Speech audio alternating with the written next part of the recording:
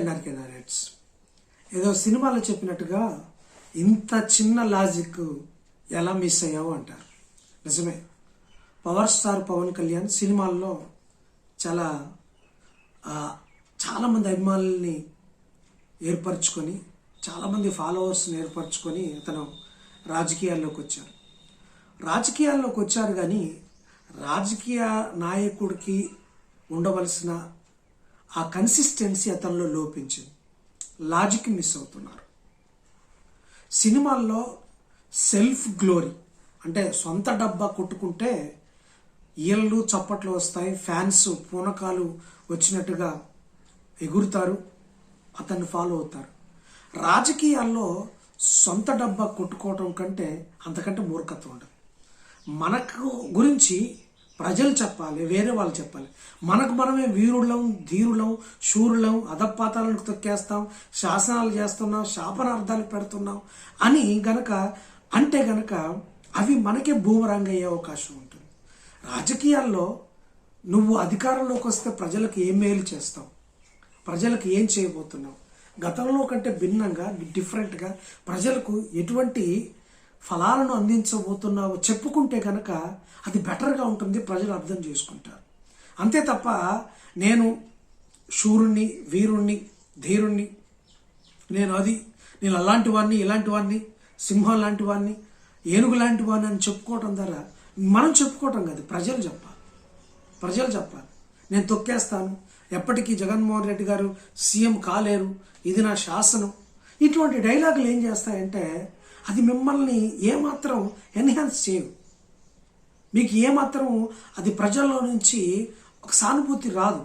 కానీ ప్రజలకి ఏం చేస్తాం, పేదవారికి ఏం చేస్తాం, నిమ్న వర్గాలకు ఏం చేస్తాం, విపరీతంగా ఉన్న ఆర్థిక అసమానతలను ఏ విధంగా తగ్గిస్తాం, ఎక్కువ మంది ఉన్న ఆ వర్గాలకు నువ్వు ఏ విధంగా ప్రయోజనం చేకూర్చుతావు, ఏ విధంగా అభివృద్ధిని కానీ సంక్షేమాన్ని కానీ ముందుకు తీసుకెళ్తావు, ఇవి చెప్పడం ద్వారా ఒకరోజు కాకపోయినా ఒకరోజు ప్రజలు నమ్మే అవకాశం ఉంటుంది. అంతే తప్ప ఎవరినో తొక్కాలి, ఎవరినో యుద్ధం చేయాలి, ఏదో చేయాలి అని అనుకుంటే గనక అది ఇబ్బంది అవుతుంది. ఇటీవల కాలంలో పవన్ కళ్యాణ్ గారు ఇదే చేస్తున్నారు. ఏం చేస్తున్నారు? నేను శాసిస్తున్నాను, శాపనార్థాలు పెడుతున్నా, ఎప్పటికీ కాలేడు, నేను వామన్ లాంటోని, అది లాంటోని, ఇది లాంటోని, లేకపోతే ఇది అని పోలికలు చేసుకుంటూ జగన్మోహన్ రెడ్డి గారిని తొక్కటానికి ప్రయత్నం చేస్తున్నారు. జగన్మోహన్ రెడ్డి గారు విమర్శించడం మంచిదే, రాజకీయాల్లో చేయాలి. కానీ విమర్శించేటప్పుడు తాను పవన్ కళ్యాణ్ గారు ఏం చేస్తానంటే ఎక్కువగా ఊహించుకొని సెల్ఫ్ గ్లో, సొంత డబ్బా కొట్టుకుంటున్నాడు. ఆ సొంత డబ్బా ఎప్పుడైనా మంచిది కాదు. మనం చేసే పనులు ప్రజలు మాట్లాడాలి, అవి మనకు ఓట్లు తెచ్చిపెడతాయి, ప్రజల్లో అభిమానాన్ని చూడగొంటాం. మనం మాట్లాడే మాటలు ఆ విశ్వసనీయత లేకపోతే ఆ క్రెడిబిలిటీ అనేది ఉండాలి. రాజకీయ నాయకులు చాలామంది అనుకుంటారు మాటలు మారుస్తారు, మాటలు మార్చే వాళ్ళని ప్రజలు కూడా మారుస్తారు. క్రెడిబిలిటీ అనేది ఒకరోజు కాకపోయినా ఒకరోజు ఆ క్రెడిబిలిటీ విజయం సాధిస్తుంది. ఒక్కొక్కసారి క్రెడిబిలిటీ తక్కువగా ఉండొచ్చు, లేకపోతే ఓడిపోవచ్చు.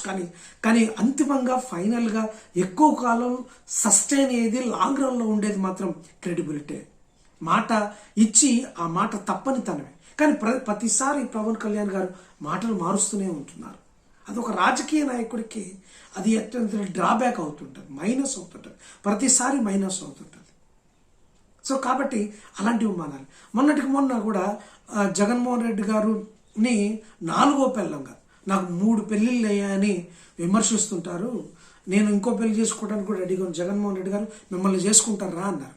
అది కూడా ప్రజల్లో అతనికి ఆ పవన్ కళ్యాణ్ మీద ఉన్న ఇదిని తీసివేసింది, ఆ ఫేవరెటిజాన్ని తీసివేసింది. అదొక జుగుప్సాకరమైన డైలాగ్ అయిపోయింది. ఒక రాష్ట్ర ముఖ్యమంత్రిని లేకపోతే జగన్మోహన్ రెడ్డి కానీ ఒక హీరోయిక్ పర్సనాలిటీ ఏంటంటే ఒక పాదయాత్ర చేసి ఆంధ్రప్రదేశ్ రాష్ట్రంలో 151 సీట్లను 151 సీట్లు గెలుచుకొని ముఖ్యమంత్రిగా ఉన్న వ్యక్తిని నువ్వు నా భార్య కిందకి రా, నేను పెళ్లి చేసుకుంటానని మాట్లాడటం అది పంచ్ కాదు కదా, అది బూమరాంగ్ అయిపోయింది. చాలా మందిలో అది జగన్మోహన్ రెడ్డి గారికి సానుభూతి చేకూరింది. జగన్మోహన్ రెడ్డి గారి హీరోయిక్ పర్సనాలిటీ, అతను ఆమెగా క్రియేట్ చేసి పెళ్లి చేసుకుంటానన్న పవన్ కళ్యాణ్ ఆయనకి ఏదో పెద్దగా ఊహించుకుంటున్నాడు.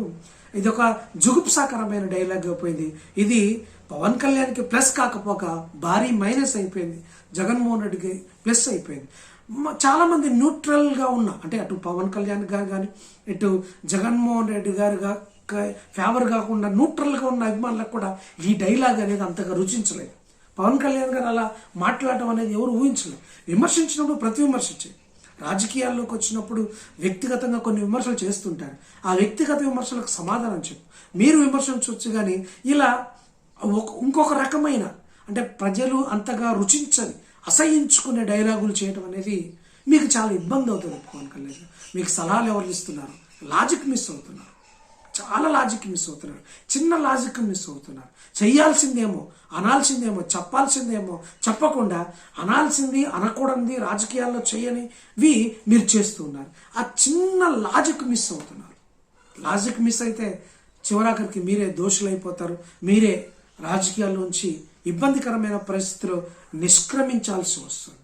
సో కాబట్టి ఇక్కడైనా మీకు సలహాలు ఇచ్చేవారు ఎవరున్నారో కానీ, లేకపోతే మీకు ఉన్నారు కానీ, ఆ లాజిక్ పట్టుకోండి. పాలిటిక్స్లో లాజిక్స్ పట్టుకోండి.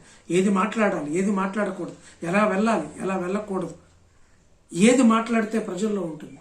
కొన్నిసార్లు డైలాగులు కూడా సందర్భానుసారంగా టైమ్లీగా మాట్లాడాలి. వైఎస్ రాజశేఖర రెడ్డి గారు కానీ, కేసీఆర్ గారు కానీ, ఇలాంటి వారిని చూసి మీరు నేర్చుకోండి. వాళ్ళు మాట్లాడే మాటలు పేలిపోతుంటాయి. వాళ్ళు సినిమా స్టార్లు కాదు కానీ సందర్భానుసారంగా మాట్లాడుతుంటారు. సందర్భానుసారంగా క్రియేట్ చేసిన మాటలు ప్రజల్లో ఇంపాక్ట్ క్రియేట్ చేసి పెద్ద భూమి ఏర్పడుతుంది. కానీ మీరు మాట్లాడే మాటల్లో అదేమి రావడం లేదు. అది ఒకసారి చూసుకోండి.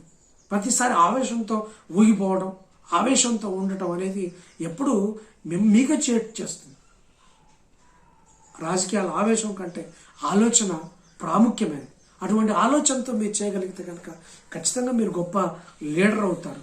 ఆ లీడర్ అవ్వాలంటే లాజిక్ పట్టుకోండి. లాజిక్ ఎప్పుడు మిస్ కావద్దు. Thanks for watching.